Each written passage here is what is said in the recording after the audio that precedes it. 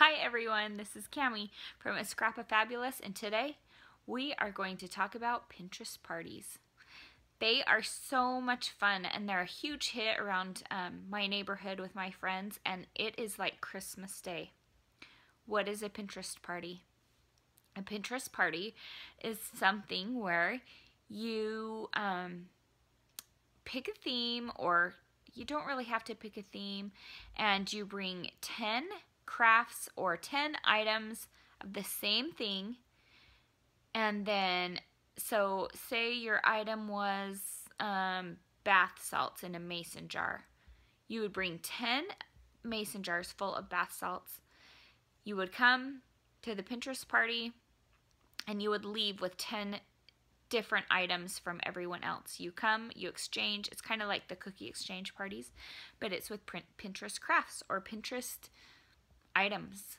So I'm going to talk about a little bit. I've thrown 3 parties. I'm going to give you some tips and tricks that I have found, and then below, then a little bit later, I'm going to go over some different theme parties that I have had, give you the details on those, because if I did it in one video, it would probably be kind of confusing. So I will link those below and be watching for those. So the first thing you need to do is to have a Pinterest party is you have to pick a theme. The different themes I have done are, my very first Pinterest party was either a fall, Halloween, Christmas, or just kind of like, it was almost kind of a bring anything. I didn't really know what I was doing at the time. I had just seen someone post about it on Facebook and I thought, oh, that sounds fun, I'm gonna do it.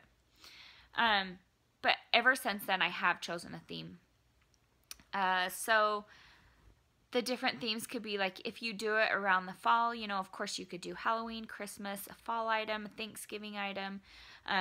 You could do a spring theme, a summer theme, 4th of July, or you could combine any of those. Another thing you could do is a kind of a personal spa day theme where people bring bath salts, bring bath bombs, bring manicure kits, you know, just different things that they find on Pinterest, of course, because it's a Pinterest party, and just do it kind of more as a personal theme, a spa day or something. Another thing you could do is a recipe Pinterest party where everyone brings their favorite recipe on Pinterest. It could be a main dish, it could be a drink, it could be a dessert, anything. And bring the dish prepared, and then also bring, you could do color copies or just black and white copies.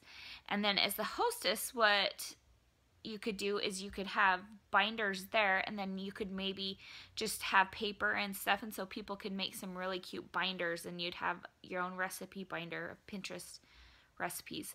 And of course you'd be able to taste the recipes that came, and so you could kind of choose which ones you liked or not.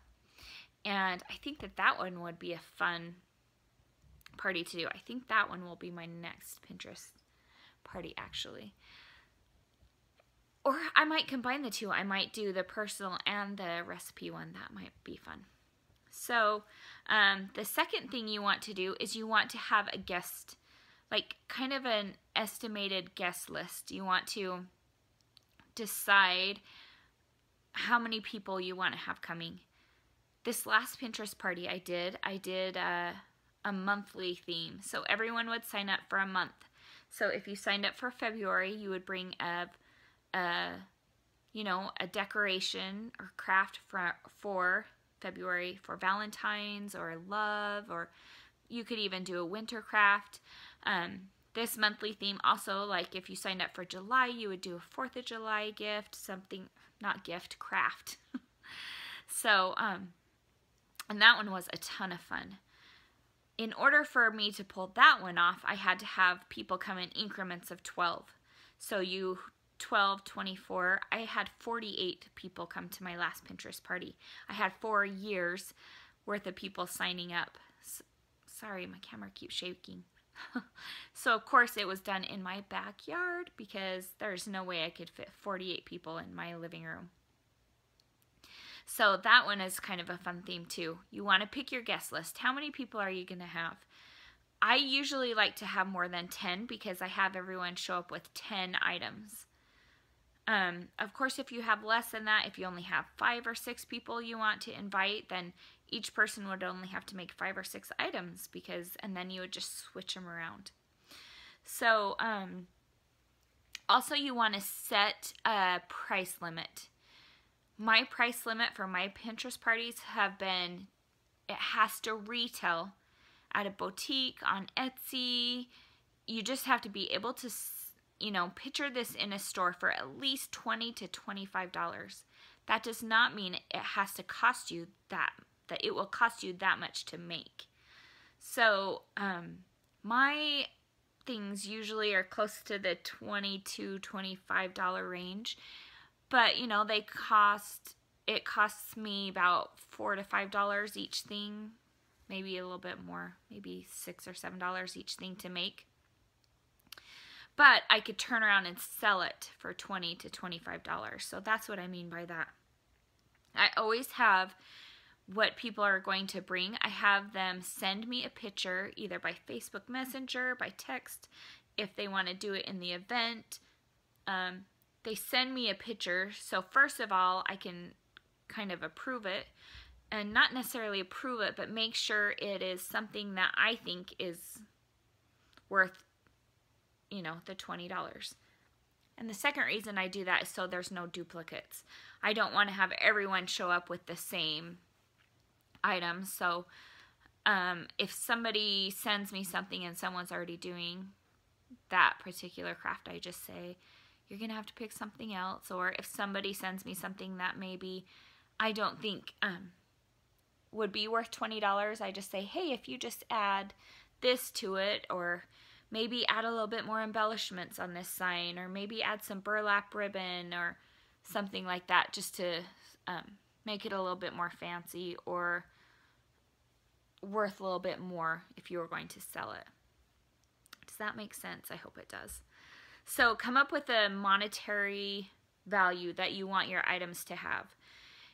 That way it's fair, because you don't want someone to show up with a Ziploc baggie full of 5 teaspoons of bath salt or something, and then they leave with something, a huge item. So you want to be able to make it fair for all of your guests.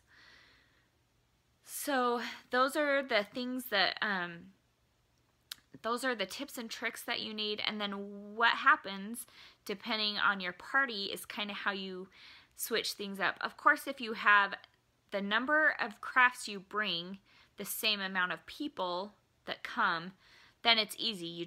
Everyone gets one of everything. All my parties, I've had more people come than the crafts. So we've had to go into some different ways to switch that up and stuff. And so I'm going to talk about actually my last 2 parties. I will do a whole separate video on them because this month party, it takes quite a while to explain that one. But I thought I would just give you a rundown, try and give you some tips and tricks on how to have a Pinterest party. Also, for the Pinterest party, I always have the guests provide the food. I ask everyone to bring a treat. Excuse me. To bring a treat. And there has always been tons of food available. I just think I provide everything else. So I usually provide the drink and like the plates and cups and stuff. And then I also have everyone bring a chair, especially if it's outside. So I hope you liked this video, and stay tuned for my next couple videos where I will explain different themed parties. And please subscribe below if you like this video and want to see more like it. Thanks.